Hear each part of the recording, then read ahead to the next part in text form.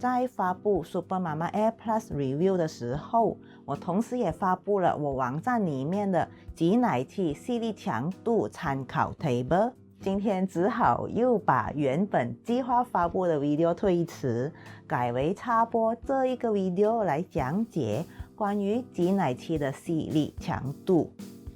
Hello， 我是丽丽。不久前，某位好朋友分享了某个道具给我，让我可以测量挤奶器的吸力强度。很快的，这一个道具就派上用场了。在我某一个 video 的评论里面，有一位妈咪留言说，她本来是用着 Mama's S5 Plus 的，刚买了 Yuha Evagen 2， 可是新买的 Yuha 效果不大好，泵出来的奶量会比较少。原来她本来用着的 S5 Plus 是用 Level 3的吸力，新买的 Evagen 2它也是开到 Level 3或者 Level 4之间的吸力而已。我用道具去测量，发现 Evagen 2的 Level 3其实就跟 Mama's S5 Plus 的 Level 1差不多吸力强度而已。要开到 Level 5才跟 S5 Plus 的 Level 3是一样的吸力强度。我建议那位妈咪试试看，把 Evagen 2调到 Level 5。很快的，她就回复我说成功了，好开心哦。所以这代表 Yuha Evagen 2的吸力比不上 Mama's S5 Plus 吗？不是。那你看，不同领域的机械无论是工业还是医用的机械，它的抽吸力的强度，也叫做压力单位，都会有一个合理的范围。超过了那一个范围，不会更有效，反而会引起其他的问题。比如说啦，帮 baby 吸鼻涕的那个道具嘞，不是说那个道具吸力越大越好的吗？太大力的话，吸个鼻涕连魂魄都给你吸走去。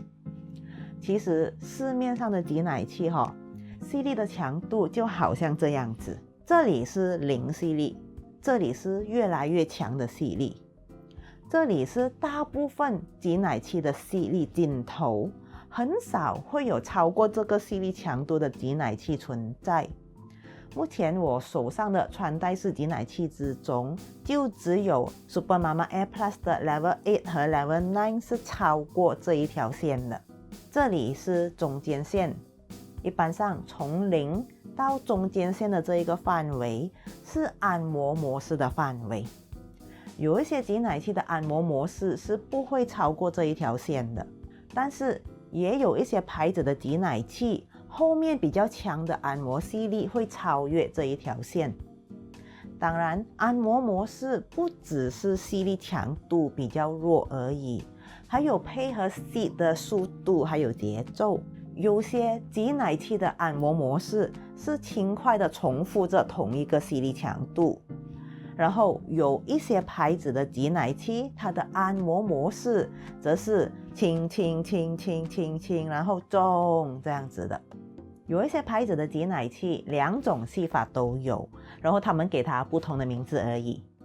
不能说哪一个比较好，全看妈咪本身对哪一个比较有反应。然后过了这一条线，到合理范围的接线，都是一般吸奶模式的范围了。各位妈咪，其实大部分的挤奶器最大号的吸力级数都是可以去到这个接线的。有一些挤奶器有9个甚至12个吸力的级数，并不是因为它超越了这一个接线。你看，比如说啦， A 牌挤奶器有12个 level， 它的吸奶模式 Level 1从这里开始，最大的 Level 12在这里，所以从 Level 2到 Level 11就分布在这两个中间。然后 B 牌挤奶器，比如说只有5个 level， 可能它的吸奶模式 Level 1是在这里开始，然后它最强的 Level 5也是到了界线这里，它的 Level 2、3、4就分布在这个中间。所以 A 牌挤奶器的 Level 5可能跟 B 牌的 Level 3是同样的强度。还有，妈咪选购挤奶器的时候，不要担心吸力够不够强，挤奶是不需要用到那么高的吸力强度的。如果你需要调到那么高，或许是你的 valve 需要换了，很不正常。你告诉我了，谁家 baby 吸奶是吸到那么大力的？而且到了后面的吸力强度，比如说 Z10 Plus 的 Level 11还有 Level 12，其实这两个级数都同样到了界限，吸力是一样强的，只是比较高的 Level 12就吸长一点而已。Level 11可能是Level 12的话，它是这样子拉长一点这样子而已。你又告诉我了，谁家 baby 是吸一口奶吸那么久的？使用挤奶器要用对吸力强度，才能有效帮助你把奶水吸出来。记着，重点是要用对吸力，吸力太小你就感觉不到，就没有效。吸力太大，弄痛自己也是会影响到奶量的。在使用新买的挤奶器的时候，正确的做法是逐步把那个吸力调高，感觉到痛的话就减少一个级数，然后继续用，观察乳头怎么样。因为有时候即使泵着的时候没有痛，可是过后乳头会感觉到有点敏感啊，或者你乳头前面会痒痒的，都可能是吸力太大了。妈咪可以自己不断调整吸力，去摸索一下最有效又不痛的平衡点。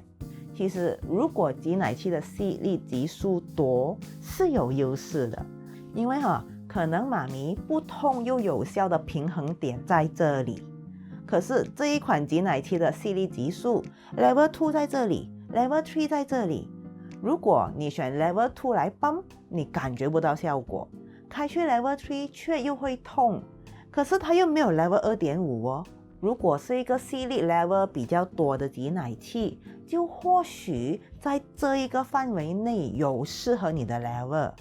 这就是为什么我时常说挤奶器的效果因人而异。当然我们又不能单凭吸力级数的数量去选购挤奶器，因为挤奶器不是只凭吸力工作，吸力的稳定性啊，一吸一放的节奏、喇叭、材质等等因素都会影响挤奶的效果和舒适感。